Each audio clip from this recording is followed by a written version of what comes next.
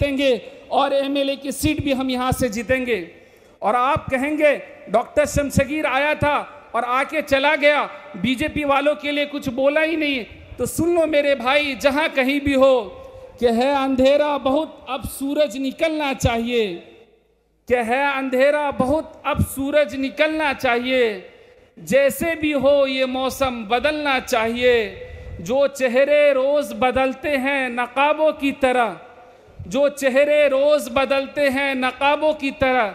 अब धूम से उनका जनाजा निकलना चाहिए, अब धूम से उनका जनाजा निकलना चाहिए। और मैं कांग्रेस पार्टी के कार्यकर्ताओं से कहना चाहता हूं,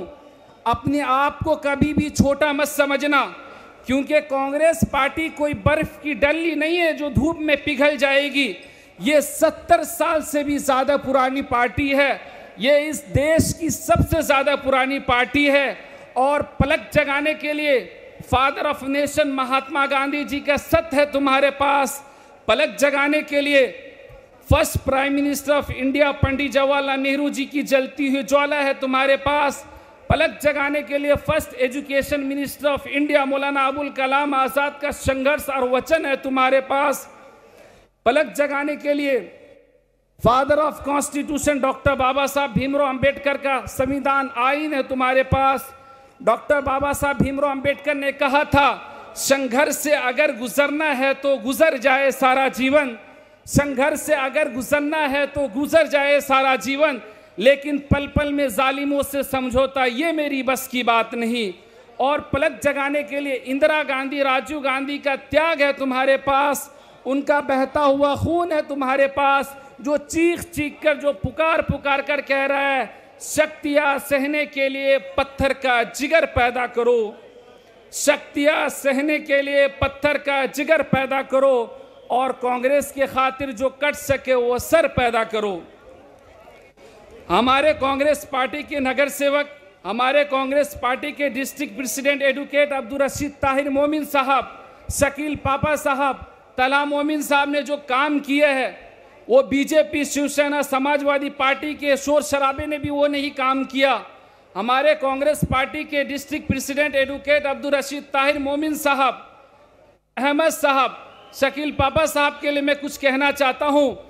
परिंदों को मंजिल मिलेगी हमेशा ये फैले हुए उनके पंख बोलते हैं, परिंदों को मंजिल मिलेगी हमेशा ये फैले हुए उनके पंख बोलते हैं, वही लोग रहते हैं खामोश अक्सर ज़माने में जिनके हुनर बोलते हैं, ज़माने में जिनके हुनर बोलते हैं। हमारे कांग्रेस पार्टी के टाइम पे